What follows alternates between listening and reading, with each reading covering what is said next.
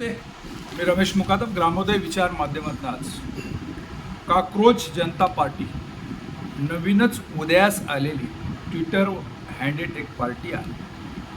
त्या पार्टीला 2 करोड लोकांनी लाईक केल्याने देशामध्ये खळबळ माजलेली आहे.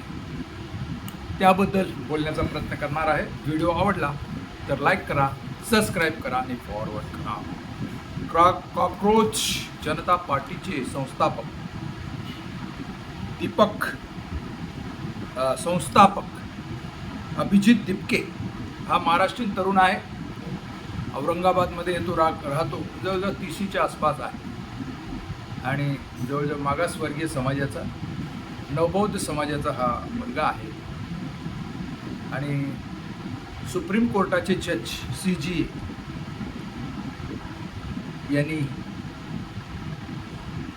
बेरोजगार युवक आणि त्यांनी केलेल्या पोस्ट यावर त्यांना झुरळाची अशी व्याख्या दिली, टीका केली. त्यामुळे देशात खळबळ माजलेली आहे आणि याचा प्रभाव अभिजित दिपके यांच्यावर पडला आणि CGAचं जे काही वक्तव्य आहे, देशाचे सरन्यायाधीश यांचं वक्तव्य हे कुठेतरी या तरुणाला त्यांच्या मनाला धक्का देणार असं होतं. शिका, संघटित व्हा, संघर्ष करा या प्रेरणेने डॉक्टर बाबासाहेब आंबेडकरांनी बहुजन समाजाला एक राज्यघटना दिलेली आहे.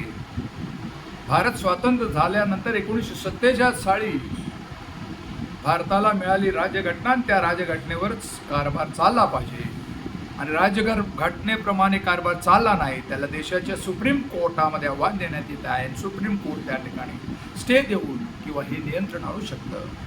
असं असताना सुप्रीम कोर्टामध्ये बऱ्याच निकाल हे परंपरा सरकारच्या विरोधात, मशिनरीच्या विरोधात, ही लोकशाही टिकवावी म्हणून निवडणूक आयोगाच्या विरोधात असलेले बरेच निकाल, EVMच्या विरोधात असलेले निकाल CGA सारखी माणसं सुप्रीम कोर्टाची जज देत नाही.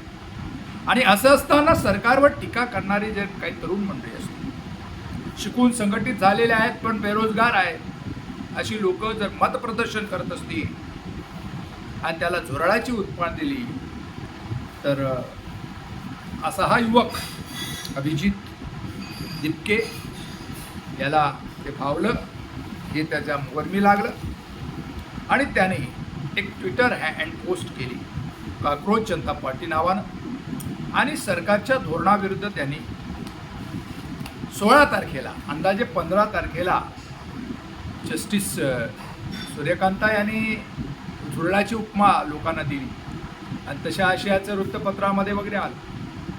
आणि मग याच्यावर जे काही भारतामध्ये असलेली जवळजवळ युवा पिढी म्हणजे 18 ते 30च्या दरम्यान जवळजवळ 2 कोटीहून लोक, म्हणजे 15 ते 22, जवळजवळ 7 दिवसामध्ये 2 कोटीहून अधिक फॉलोअर्स तयार झाले आणि त्यामुळं सरकार घाबरलं.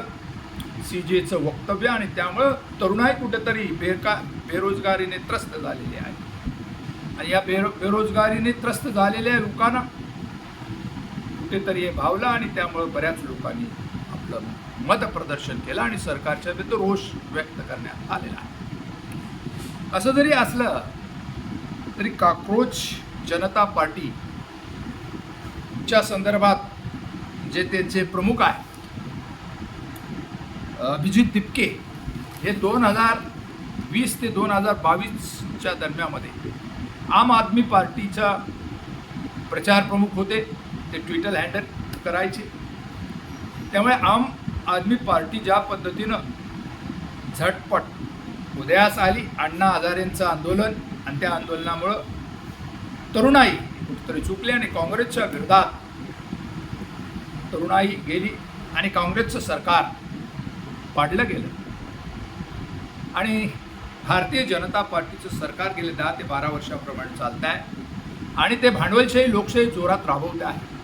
आणि तरुणांच्या अपेक्षा ज्या होत्या की रोजगार मिळतील, देश सुजलाम सुफलाम होईल, परंतु असं काही नाही. देशाची संपत्ती ठराविक उद्योगपतींना देण्याचा प्रकार आणि त्यामुळं तरुणाई झालेली बेकारी, कामगार कायदे किंवा शिक्षणाकडे दुर्लक्ष, यामुळे कुठेतरी तरुण वर्ग बेकार झालेला आहे. या बेकार तरुणांच्या व्यथा कुठेतरी व्यक्त होत असताना त्यांना दिलेली धुरळाची उपमा, त्यामुळे तरुणाई त्या कॉक्रोच जनता पार्टीला सहयोग करते आहे.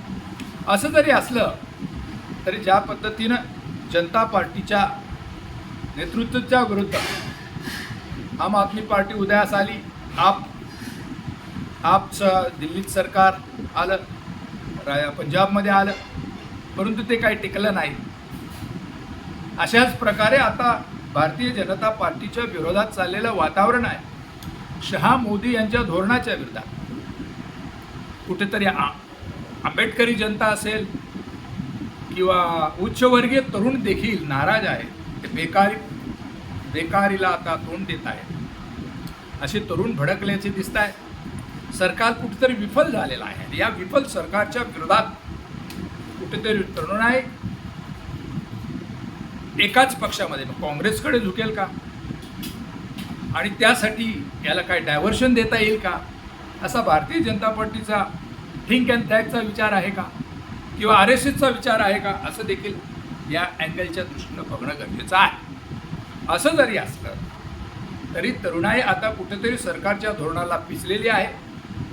सरकारनं ज्या पद्धतीनं मीडियाचा वापर केला, ज्या पद्धतीनं ट्विटरसाठी बरेच जे सोशल मीडियाचा वापर करून आपले फॉलोअर तयार केले, फेक्स न्यूज तयार केल्या आणि जनतेमध्ये अलबेल आहे असं दाखवण्यात आलं.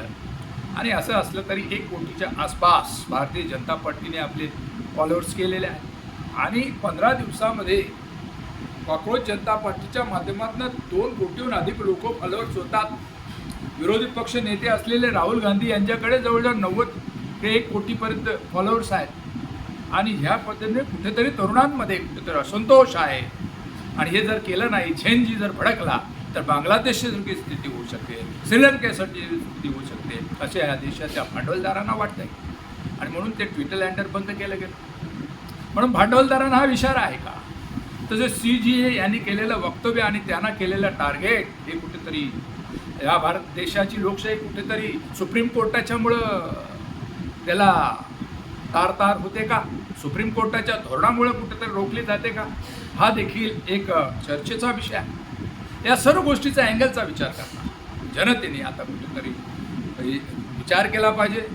तरुण कुठेतरी भडकलेला आहे, तो बेरोजगारीने महागाईने त्रस्त आहे आणि आखाती युद्धामुळं ज्या मिळत आहेत त्या नोकऱ्या पण चाललेल्या लागलेल्या आहे. भांडवलशाही लोकशाहीमध्ये कुठेतरी 2 ते 3 लोकांसाठीच सरकार राबतंय का, अडाणी अंबानीसाठी राबतंय का, असं तरुण देखील आता प्रश्न विचारत आहे.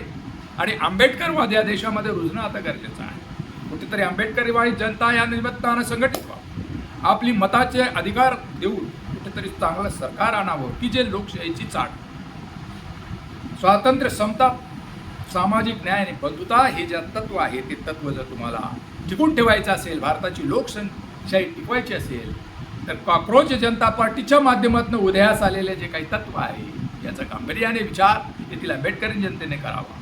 आणि या संदर्भात आपलं म्हणणं काय, कमेंट्स करा. आणि माझा व्हिडिओ आवडला तर लाईक करा, सबस्क्राईब करा, फॉरवर्ड करा. जय हिंद, जय महाराष्ट्र, जय भारत.